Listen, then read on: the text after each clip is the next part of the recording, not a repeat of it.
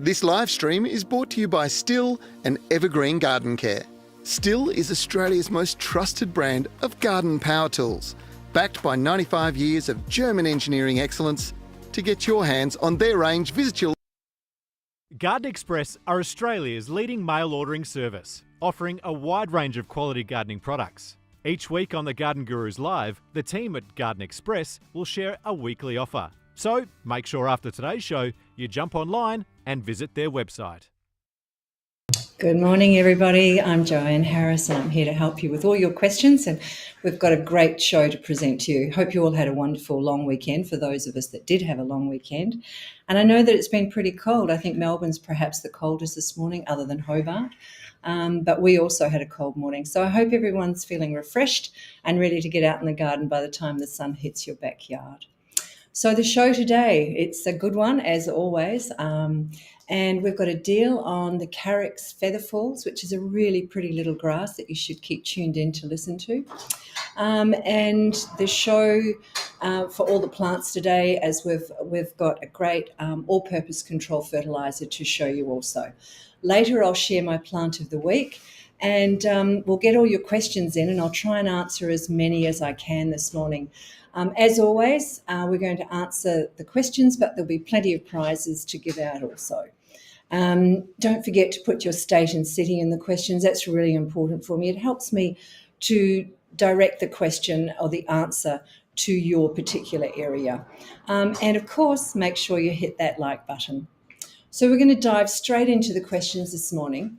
And Javendra from Balcombe Hills in New South Wales, and I've probably said that wrong, but I guess you know where you are. She or he has a pomegranate tree and the fruit is very sour, and how can I make it sweet? Well, there could be two things there. There are sweet and sour or less sweet pomegranates on the market. Generally, though, the ones that we are selling around Australia would be something like the Wonderful or the Elite, and those are both quite sweet pomegranates. So I would think that you've possibly then, it means that you've got some issues with your soil. So make sure that you've got well-drained soil. You want to make sure that you've got good organic matter in there and that you feed it well. They are high and gross feeders, so you want to make sure you've got good fertiliser on the soil for you too, for the plant. Give it a third of the plant, cut it back this year. You may not get as much fruit next year, and what I would suggest is you take most of the fruit off anyway, and then the following year it should come right. So within a couple of years, don't expect it next year, but certainly the fruiting season after that, you should get some good fruit from that. Otherwise, if you find that it continues to be sour and you've got and you've done all the right things by it, then perhaps you have inherited or bought a sour tasting one. So have a look in the market and have a look at perhaps Wonderful. And the other one that I think is a really nice, and it's a slightly smaller one, is the Azerbaijan. So that's where I would head. So good luck with that. Now, Consuelo's in Sydney, and she has a fiddle leaf tree and the leaves are turning yellow and falling off, and please help. Consuelo, good luck with the fiddle leaf. I actually find them really hard to grow. But by the looks of yours, and I can't tell because I can't see the soil, but it's either overwatered or underwatered. Now, if it's overwatered, in that term, it may not actually be overwatered by you, but the drainage may not be very good. So make sure that you've got good drainage in the bottom of your pot. Make sure you don't overwater it. And the other thing that I think you should check is they really don't like acid soil. So perhaps dig down a couple of inches into your pot, take a tablespoon of soil down to your local garden centre, and they should do a pH test for you, and then at least you know that you've eliminated that problem. So that's fiddle leaf. The other thing with fiddle leaves is they come from a very windy climate. That's where they originate from. And they do like to be shaken. It sounds crazy, but when you walk past it, grab the trunk, give it a bit of a shake, and see if that helps. Okay, it'll strengthen up and strengthens the roots, which will then allow you to have a little bit more leeway if you don't feed it quite so well or water it so well. Okay, so let's move on. And we're going to Sue. And we don't know where Sue is because you haven't put your suburb for us, Sue. But you're wanting us to know, how can you propagate Frida? And you can't find any pups on mine. I'm assuming that you're meaning a succulent, and I don't know of a succulent called Frida. Perhaps that's your pet name for it, and you forgot to send the photo in. However, there is a caladium called Frida. So if you are talking about a caladium and you want to know how to propagate them, a caladium is a tuberous plant. So all you need to do is coming into, I think it's springtime you do this in, and you can lift or have lifted it from autumn when you go into winter time, and then get some of the tuber and you can break them in half, making sure there's some leaves coming off both sides of it and you've got some good nodes on it, and then you can plant it into 2 different pots. Now, if it's not a caladium and it's a pet name, let's say for a succulent, or it's a succulent that I haven't known as being called Frida, they're quite easy to do. You do different succulents, you propagate them slightly differently, but you can take a leaf off and generally lay it on the soil, and it will start producing, or just tuck it into the soil. The other way you can do it is, I'm doing some at the moment in my kitchen in some jars, and I've got them sitting, I put toothpicks through them, and I've got them sitting just above the water like you would with a hyacinth bulb. And they're starting to grow roots down into it. So I'm hoping one of those that I've hit it right. But otherwise, Sue, if we're not right, give us a call. Send in another question next week with a photo, and we might answer it better for you. So on to Gray, and Gray lives in Melbourne, Victoria. And I know, and he says, I know I should prune my backyard bliss for easy growth. However, if I tip prune the leader, will it still grow in height? And Gray's wanting it to grow to about 3 metres, and he's saying that they're still young. Now, for those of you who don't know, backyard bliss is one of the syzygiums. It was brought out more recently, and it's a really good one for hedging. It depends on how you want to grow it, Gray. So if you're wanting it for a hedge and it be nice and thick like you see on the label of the backyard bliss, then I would, yes, be cutting the leader, and you need to cut the entire plant. In fact, when you're taking a hedge up, what you want to do is go up 3 steps, back 1, up 3, back 1. So you're constantly bringing it back down lower than what you really want to, but that will mean that you'll have really nice foliage all the way to the bottom, and your hedge will not look leggy. So yes, I would do it. Now, if you're wanting to grow them as singular plants with some gap between them, or if they are planted with a gap between them, then I would not take the top off it. I would only prune the sides, but keep pruning the sides, and in the same sort of way, up 3, down 1. Up 3, down 2, and that will help it really bush out nicely, but allow it to grow taller quicker. Okay, so that should help you, Gray. Jess, we're going off to Adelaide, and Jess she sent in some fabulous photos. She has a question about her citrus. She started to replant her property after a significant impact from the Cuddly Creek bushfire. That was in December 2019. Very sorry about that. That would have been devastating to go through your area.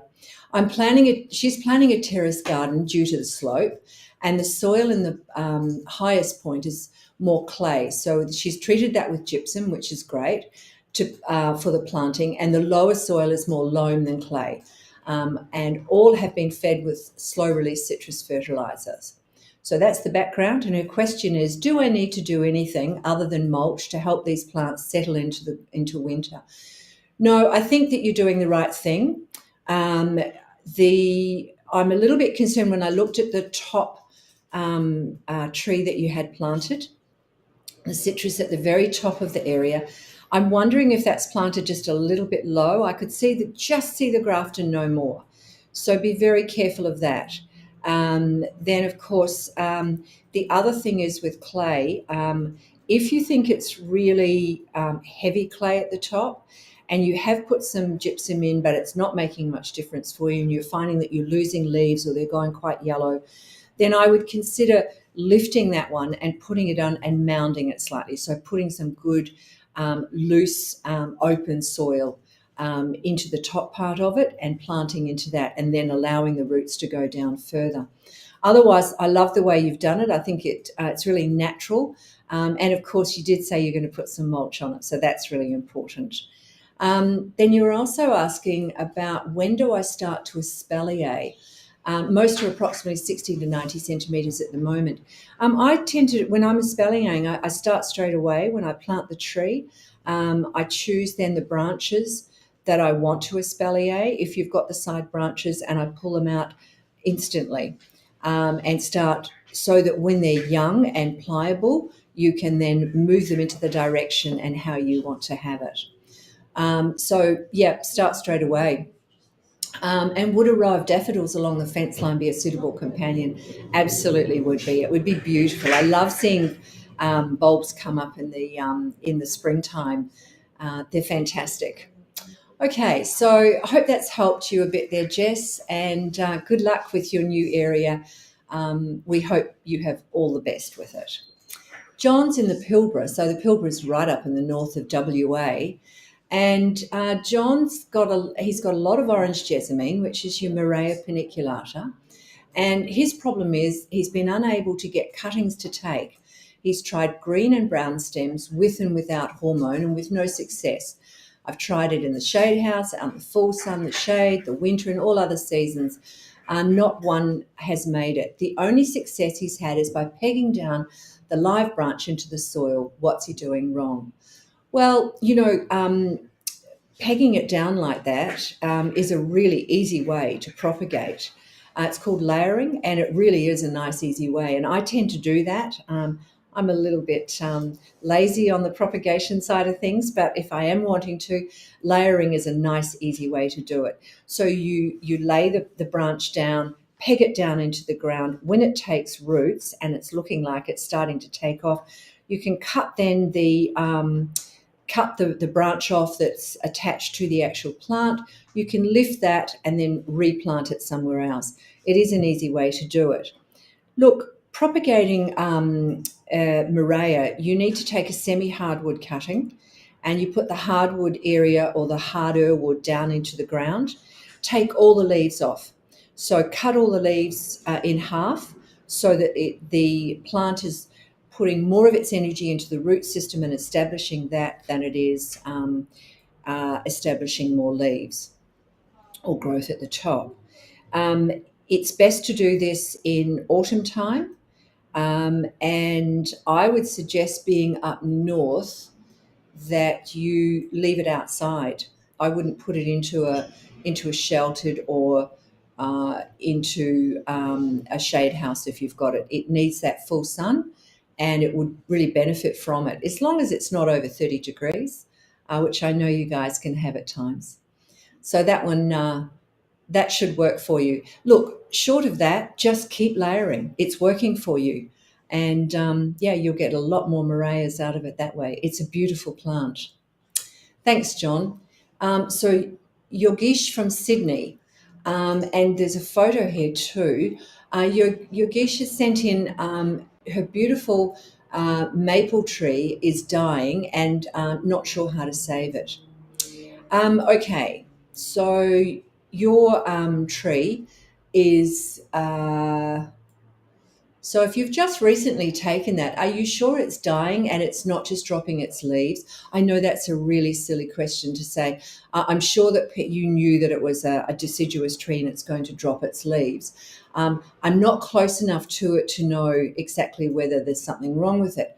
One of the things that we would ask you to do, though, is if you use your fingernail, your thumbnail, go up to the branch of the tree and scratch with your fingernail the tree. If it's green under that first little layer, and you don't have to dig in deep, just the top layer, if it's green, then it's still alive. If it's gone brown, then it's not, it's dying. So if it's hard when you try and scratch it, I would tend to cut up the branches. So go up, if you try it on a branch and it's dead, cut further up, try again. If it goes right back to the graft, which these trees are, they're grafted at the top, you'll probably find that it is dead. Now, I'm not sure of where you are in Sydney or what your environment is there, but it is looking like it's out in the middle of somewhere. So it's out in the open. And I know that we can't have them here in Perth. We sell a lot of these beautiful weeping maples. But as soon as somebody wants to talk about buying one, we ask them where they're going to put it. If it's out in the open, there's just no point because the hot air is going to really play havoc with it. You might find if it is still alive, but you think that it is in a hot, windy situation or even a cool, windy situation, well, not so much cool, but in a hot, windy situation or cooler but summer wind, then you might be best to dig it out and put it in a really nice sized pot, perhaps something like a half wine barrel size, and then put it into a more sheltered position. They'll take the sun, but not the wind. So that may be it. Of course, look at your watering. I see that you've got some drip line around it. Just make sure that you're not overwatering it. That is one of the things that people tend to do. When they see leaves dropping, they think, it needs more water. So if you've overwatered it, you'll have trouble too. I hope that helps.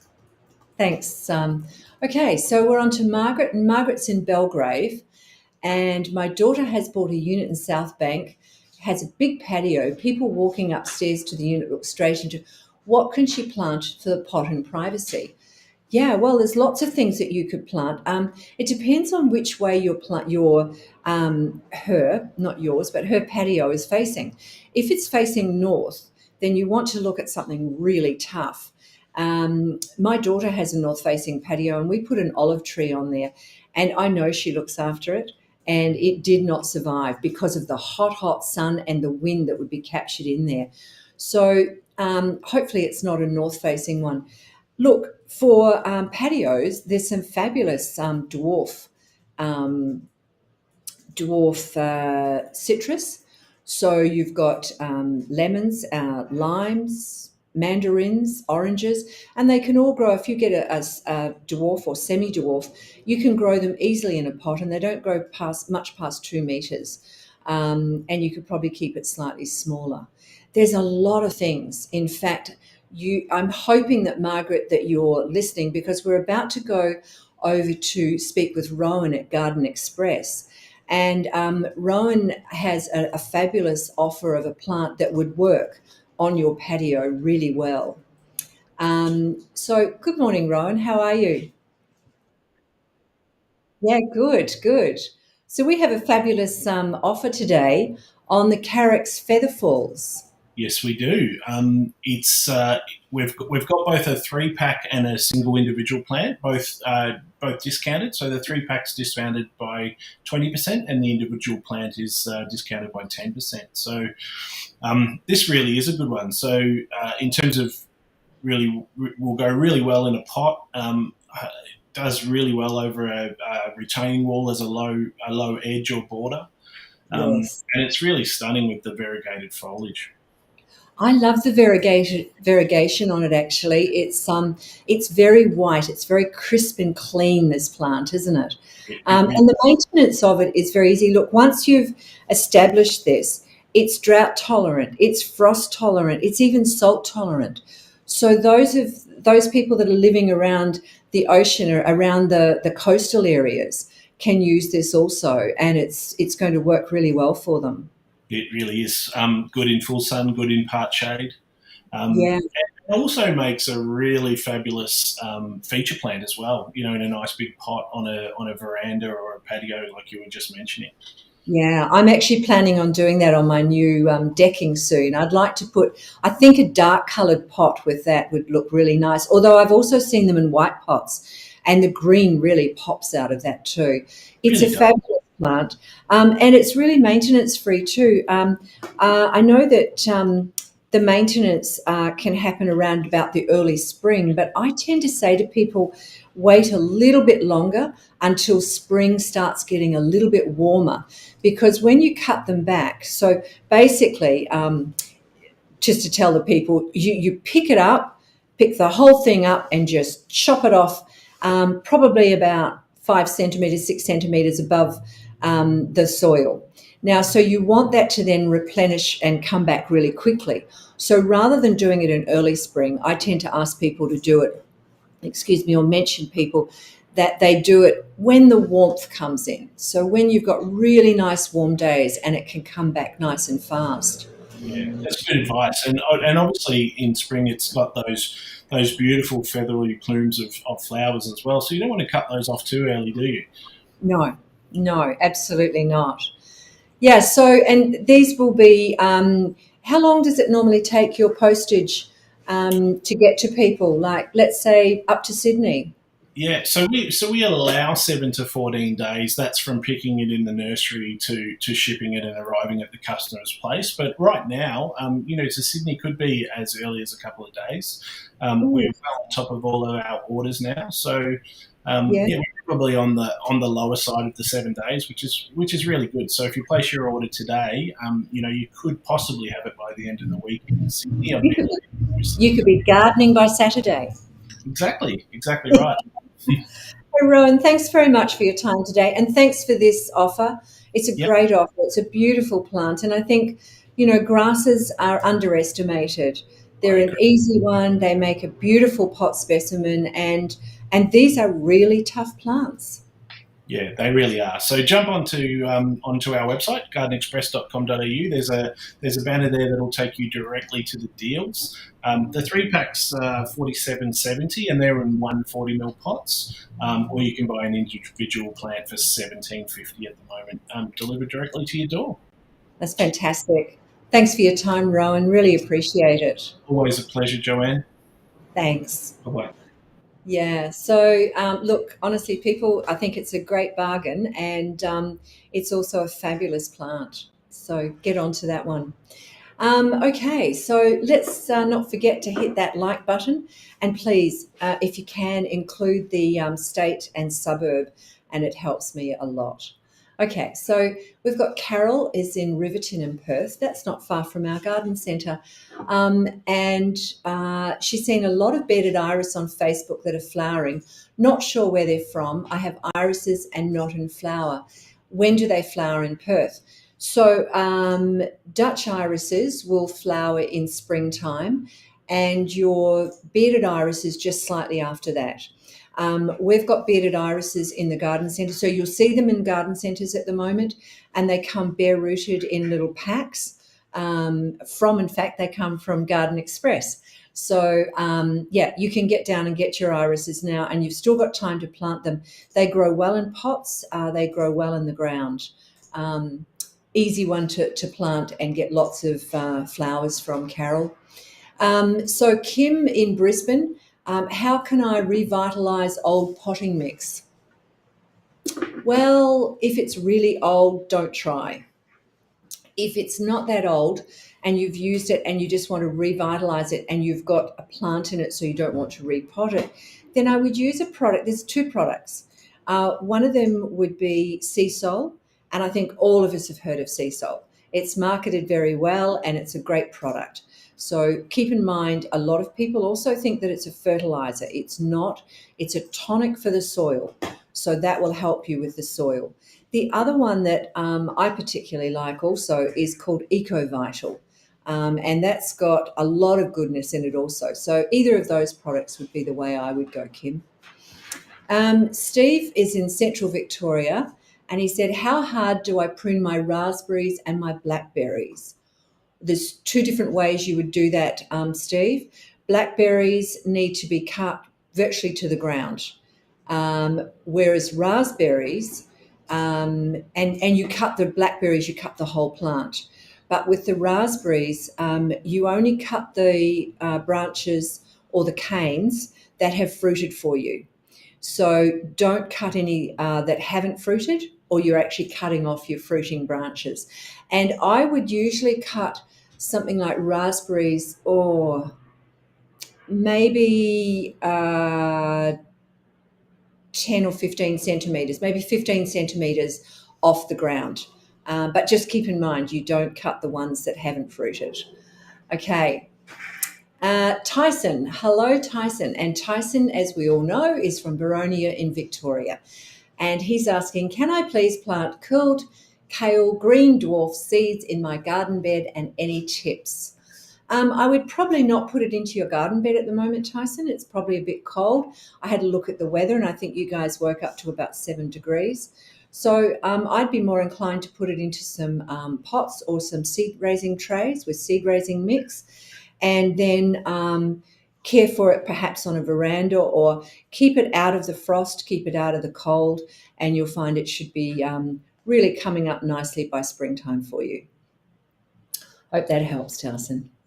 All right, Niroli is from New South Wales. And can you give me some advice to improve a small asparagus patch that we've had for a few years? Timing mainly when to allow it to go to fern, and when to cut the fern, and when to feed. Okay, so I would suggest that with your fern, you want to cut that in autumn, but you don't want to cut it until it's actually died off. So it's a little bit like your bulbs in spring. Once the fern dies down, then you cut it, and cut it to the ground. I feed mine in from autumn through to the end, spring through to the end of autumn, getting my seasons wrong, and usually every 6 to 8 weeks. It's something you want to produce really well. You may not have put in enough to start with. So I always ask people, how many people in the family eat it? And I know I've put in 3 plants per person in our family because we eat it all the time. And you should try it fresh, like just break it off, wash it and eat it. It's fabulous. So I hope that helps. Cut the fern back when it's died. Kerry is in Roleystone. So Roleystone is this beautiful suburb down south in the hills of Perth. I've only lived at my house for a few months, and there is a mango tree that has not been pruned for some time. Its branches are crossing over and rubbing on each other. Should I prune it now or leave it till after its next fruiting? Oh, it depends on how badly the branches are crossing over. You know, Kerry, I would ask that you maybe send a photo in so I can give you a really good answer to that, or even send it into my website and I'll help you with that one. But generally, yes, you would cut the branches off that are crossing over. They go semi-dormant in wintertime, so you could do it now, but I would be more inclined, I think, to do it at a time when the plant is about to put on lots of new growth.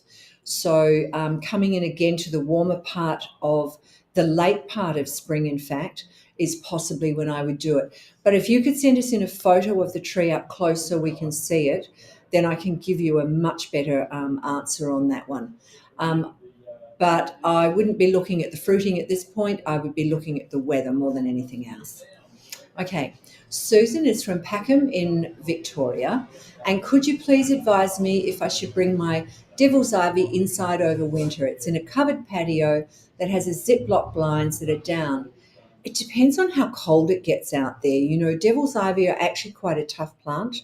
But if you're in Victoria, then I would be really careful about how cold it is. And I would probably say to you, if it was me, I probably would bring it inside. You could test and see and leave it in that undercover, the Ziploc blind area, but keep a very close eye on it, because you only need one really bad night and you'll find those leaves will go black, a bit like a basil, okay? Okay, so we're off to Adelaide, and Candice has asked, hi, is it important to prune roses? If so, when is the best time? It absolutely is important to prune roses. And the best time to prune them is, look, we always used to say June, but the climate has kind of changed a bit. Now, you're in Adelaide, so you're probably slightly colder than us, and you would do it earlier. I now do mine in late July. And that way I miss out a lot of the things like thrip and so forth when they start coming into bud. So perhaps the beginning of July. I think June might be too early. As soon as they start dropping leaves, I think, Candice, is a good time to do it also. Or when you start seeing, often it's black spot on the leaf, and that happens when the plant is getting too cold. So, and that means if it starts dropping its leaves, it's going into dormancy, and that's when you would cut it back. Okay, and keep in mind, if you're new to pruning roses, roses are very forgiving plants. It's only one season and your plant looks good again. So if you've cut off something that you shouldn't have cut off, don't be too perturbed about it. They're really forgiving plants. But yes, please do prune your rose. Just one quick thing about roses too. They can be extremely tough plants, but they do need feeding. They're gross feeders. So feed them with a good mineral fertiliser every 6 to 8 weeks. I try and do mine every 6 weeks. And I find that I have a much stronger plant and there's less pest and diseases on it also. So it's a really important thing. Prune and feed. Okay. All right, so we're off to Amanda. Sorry, we're not off to Amanda. We're off to New South Wales. And Amanda has asked, I've lost a whole crop of mangoes 2 seasons ago and again last season after spraying at first sight of flower for the dreaded sooty mould. Any advice for this year, please? Also, fruit fly is rampant in our area and have tried everything for that too. I'm ready to pull out the apples and plum cots. No, don't do that. All right, so the sooty mould generally comes onto a plant when it's been attacked by something that's sap-sucking. So let's say it might be, and most likely, something like scale. And if you see the stickiness on the leaves and then the mold actually hibernates and comes in onto the leaves, that's where it likes to live, in that sticky substance. So it's a sign of a symptom of something else. It could well be that you've got some sort of sap-sucking insect and you need to get rid of that, which will then get rid of the sooty mold for you. And it will continue to happen if you don't actually attack the problem that is actually there for you. So that might be of some help. Now, with regard to fruit fly, have a look online or go down to your local garden centre that sells lots of fruit trees. I know we have a myriad of things like we've got individual paper bags that you can put over the fruit. We've got sleeves that you can put on the fruit, and we've got entire nets that can go over the fruit tree. So I think it's worth keeping. If you've got apples and plum cots and things, then just cover them, invest a little bit more and cover them. You can also buy, there's a couple of products out that are not are non-chemical, that aren't going to affect your fruit or yourself the way they used to. So you can buy some non-chemical and spray it. And there's also some very good fruit fly traps. So have a look at that. Go onto the website and do a little bit of research, and I'm sure that will help you too. Okay, so we're off to Melbourne and Spirita. I have turf mats laid in the front yard. I have roses planted around it, and it looks like the roots from the turf are growing long and entangled with the roses, which is stealing the nutrients. What is the solution for that? Okay, so I'm assuming that you bought some turf and you've laid it down, and now the roots of that. I guess if it's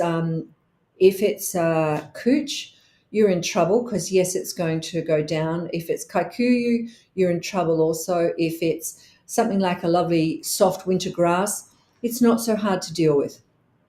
You can pull those out.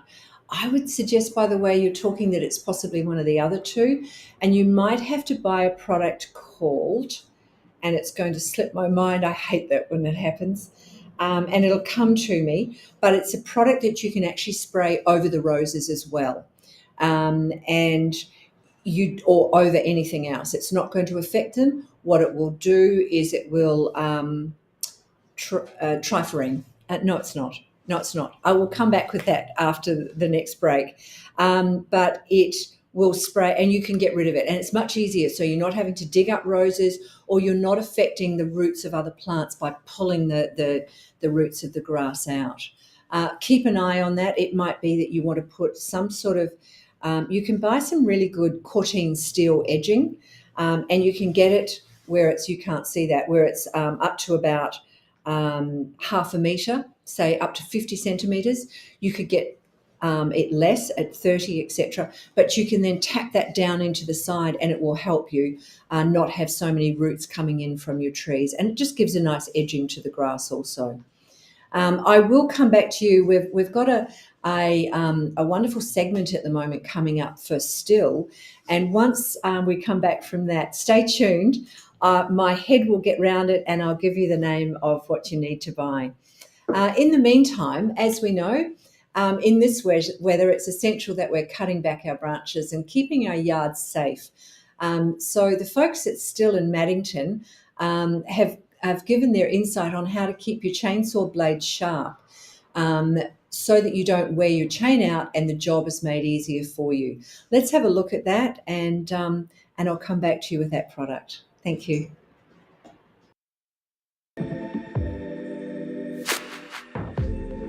So Chris, I've got my chainsaw, but one of the most important things that people need to know about when they get a chainsaw is keeping the blade sharp, because they have to be kept sharp, don't they? Has to be kept sharp. With a blunt blade, the machine will basically labour, and you'll wear your chain out long before it's due. Sharp chain is the number one rule. Okay. Straight after safety.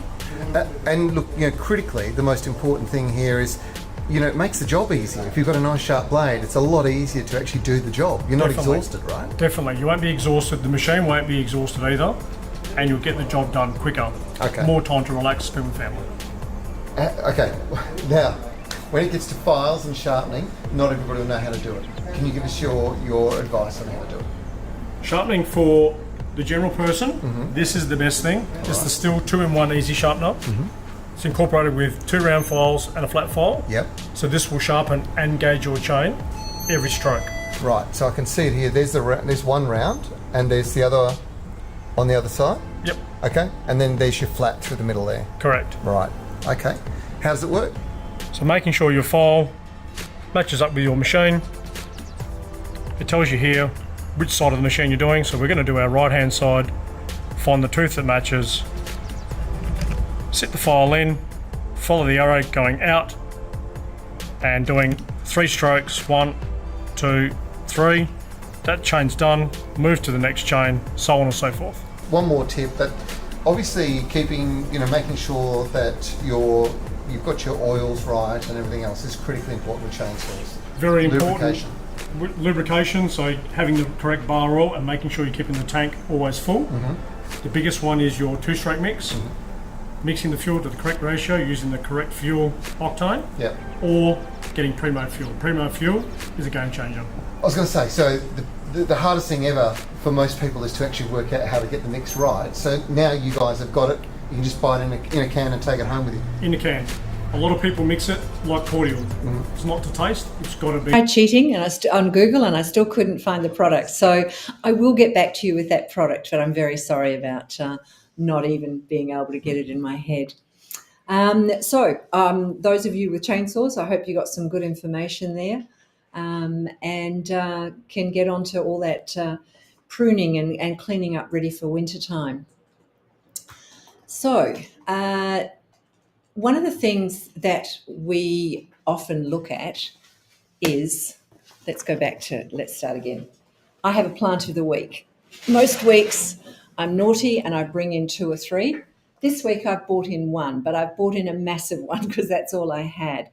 And I know that in the last few years we've had a lot of grafted eucalypt trees, which are fabulous because you can use them in much smaller spaces, like the little yuki. I don't know if you've seen that, but it's a beautiful little eucalyptus tree that you can put quite close to a home even, so in small yards. I've just bought in this one today, and it's called Vintage Red. It's the Eucalyptus catoclax. It's one of those. It's an amazing little tree that I'm not sure if you can see or not, but in fact it's got these beautiful black stems on it, and the leaves, the new growth is really red. I was going to trim some off, but I didn't want to. This one's coming home with me. I'm going to keep it in a pot. Normally these would grow up to about 8 to 12 metres. 8 metres is a medium-sized tree, so it's not a huge. If you know Chinese tallow, it would be a similar sort of size to that, or one of the smaller prune trees and plum trees. It's around about that size. However, you can also keep it in a pot and every year cut it back by a third, and it will stay in a pot and stay at around about 2 to 3, 4 metres at the most if you let it go up. I'm going to put mine in a pot that I've got that's almost the size of a half wine barrel. And I think it should grow successfully in there. It will take absolute full sun. It'll take the coastal conditions. It'll take the hot wind. Once it's established in the ground or even in a pot, it's almost indestructible. You can, especially in the ground, once it's established, you barely need to water these plants. The new foliage, so even if you let this grow up into a tree and have it at the 8 metre size, the new foliage and the new branches that grow each year will come through the black. And then in the springtime, they peel back and you get this beautiful grey look. So then you've got the grey with the deep red, which is really lovely too. So yeah, that's the Eucalyptus Clatterclax, or vintage red. It's the first red eucalypt in the world. So, and we've developed it. So well done us. So that's that one for today. That's my plant of the week, and I hope you all get out there and have a bit of a look at it. I think it is. It's a new release to WA this year, but I think maybe you guys in the eastern states had it last year, so maybe some of you have already seen it. Okay, so what it does need, like any plant, it needs feeding. It needs fertiliser. And as much as you want to fertilise your soil and keep your soil in a healthy position, so when you're planting, you're putting in some good compost, or if it's clay, you're putting in gypsum, but you also want to follow that up. So I use a fertiliser called GrowSafe each 6 to 8 weeks. And then I follow it up with the Scott's Osmocote. It's the controlled release fertiliser.